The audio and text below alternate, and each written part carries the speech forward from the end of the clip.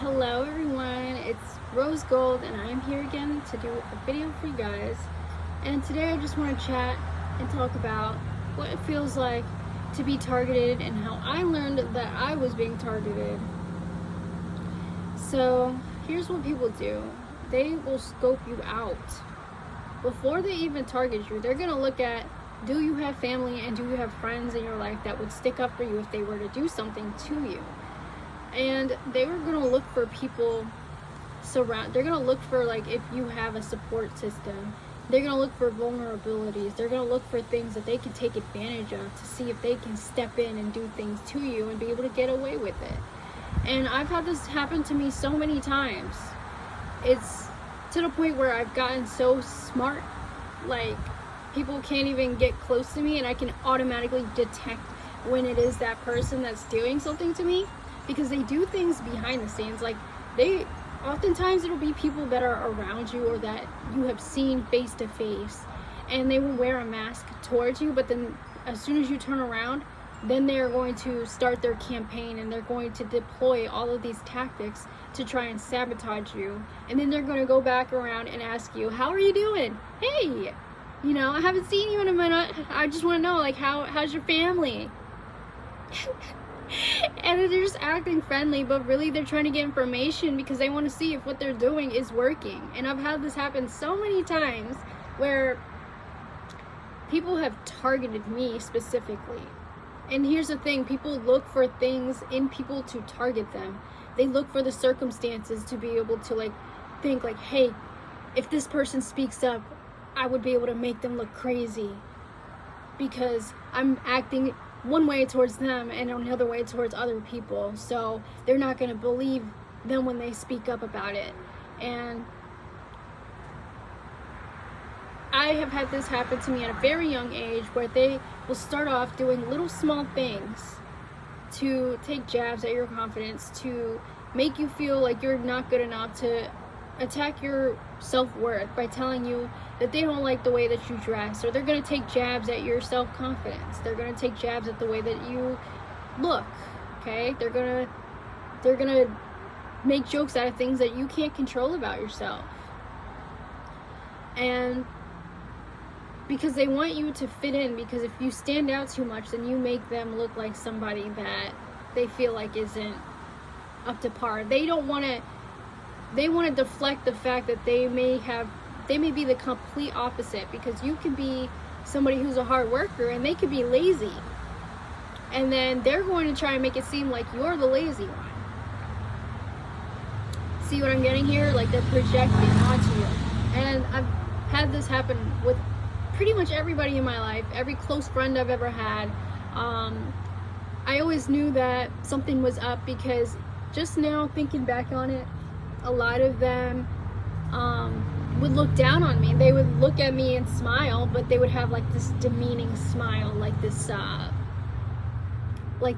smirk almost, that they thought that they were better or something like that, right? Like, oh,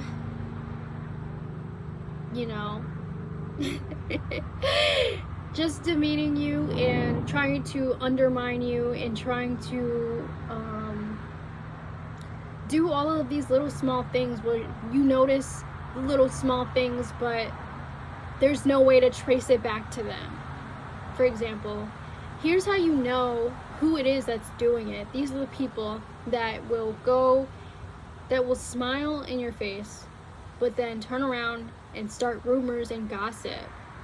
And then you somehow hear about it from other people. You hear about the things that they are saying. That is the person that you know is doing those things. See, they will recruit people. They will gang stalk you on the internet. They will start group chats about you. And they will start a whole campaign about you, targeting you.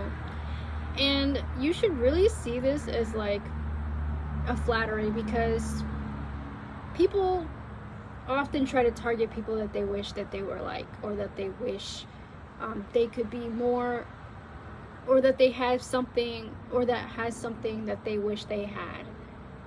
So that is often what makes people targets a lot, and it could be due to your characters, your characteristics.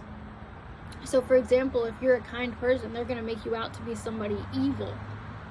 If you're somebody who is affluent, they're going to make you out to be somebody who is broke or poor. If you are somebody who is intelligent, they're going to try to make you out to be somebody that is not. See what I'm getting here? And this is all a projection.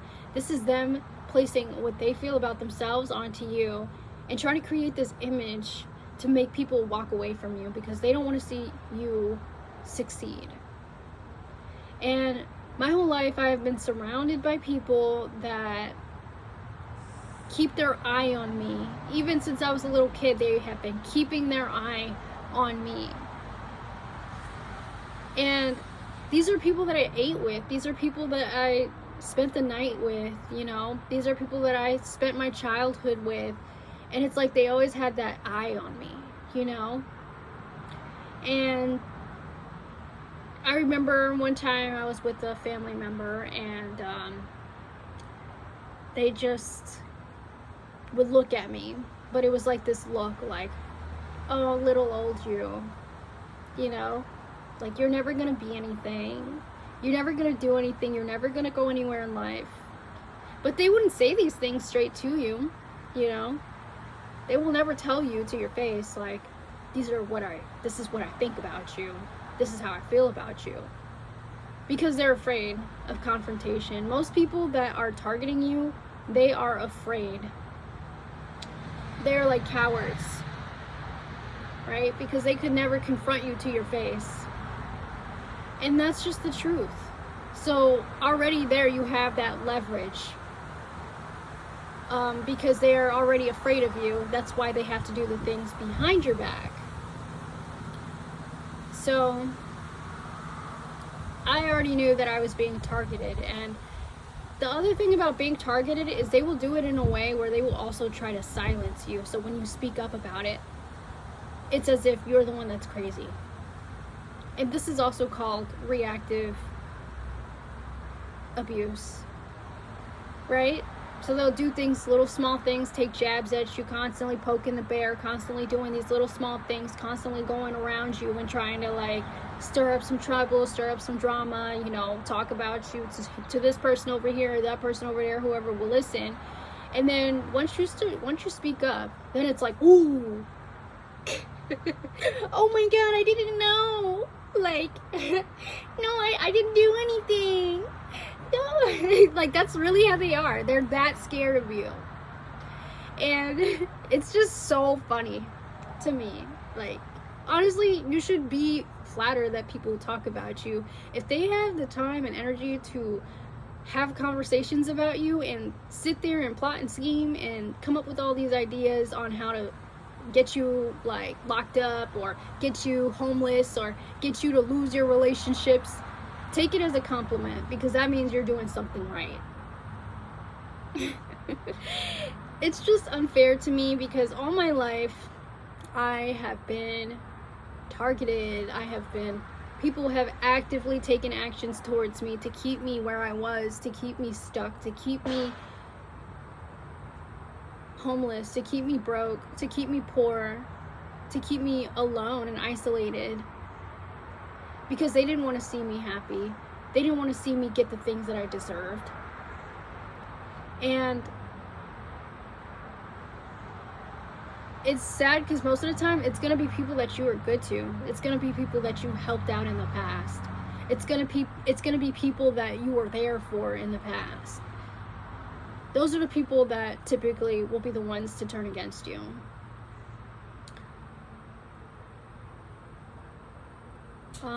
So if you want to be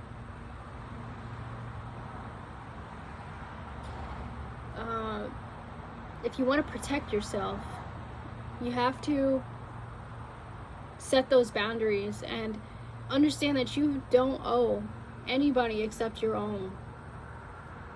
And you don't have to feel obliged, you don't have to sacrifice, you don't have to come down to their level or stoop down to their level. Because that's what they want you to do ultimately. They want you to come down to their level and bring you down so that you step off of what it is that you rightfully deserve. They want you to forfeit your blessings. And you just have to be careful around people like that, because they do not stop. They don't change. That's how they're always going to be towards people. And that tells the universe that they're not worthy of the things that they are trying to get from other people by doing these things. And that is why blessings will always slip through the hands of certain people that are not worthy of those blessings. And that is why people start losing things, and they start going into debt. They start losing relationships. Their car starts to break down, and then they don't have that hand helping them because they bit the hand that fed them, is what I'm saying. And a lot of people are like this in life. Even when I had nothing, I helped people. And the thing is, once you get to a point in your life where you don't depend on other people, where you don't rely on other people, then they're gonna say that it was just luck. Oh, that was so easy. Anybody could do that. Anybody can do that. You know, that was just luck. No, it's not luck. I worked for these things, and I know what I deserve. And once I learned what I deserved and what I was worthy of, everything else became irrelevant. Because all I need is myself. And once you become comfortable with knowing that you don't need anybody else but yourself, that is when things start to come to you. Once you begin to realize that you don't need outside things, materialistic things, to keep you happy, and you're happy deeply from within, then nothing on the outside of you can really affect you. And then at that point, it becomes like you're looking down on people in the valley.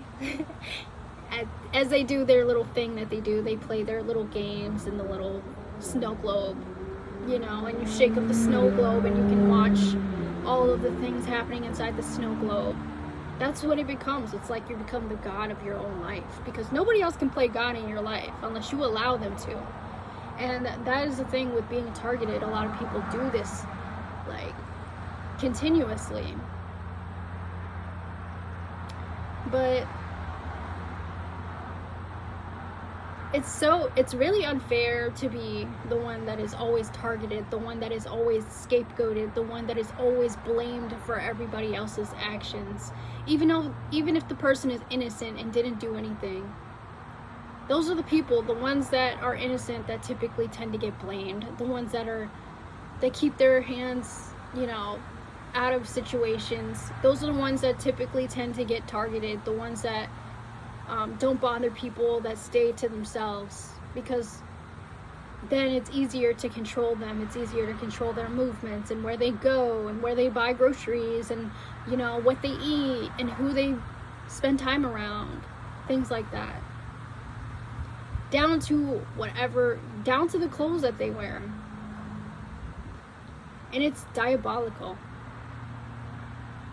And it's very systematic. It's pulling strings behind the scenes. It's playing with numbers. It's all of these little tiny things, you know, behind the coding. And I overcame that because I had to rewire my mind and change my own thoughts to be able to create the reality that I wanted and not attract the type of people that I don't want in my life. So it's definitely something that a lot of people deal with and struggle with. So I know I'm not alone, but I also know what I bring to the table is very valuable, and I am somebody that really people will believe that they can replace, but then they come to find out that they can't. Because I know what I bring to the table is something so unique. It's something that cannot be replicated, cannot be imitated.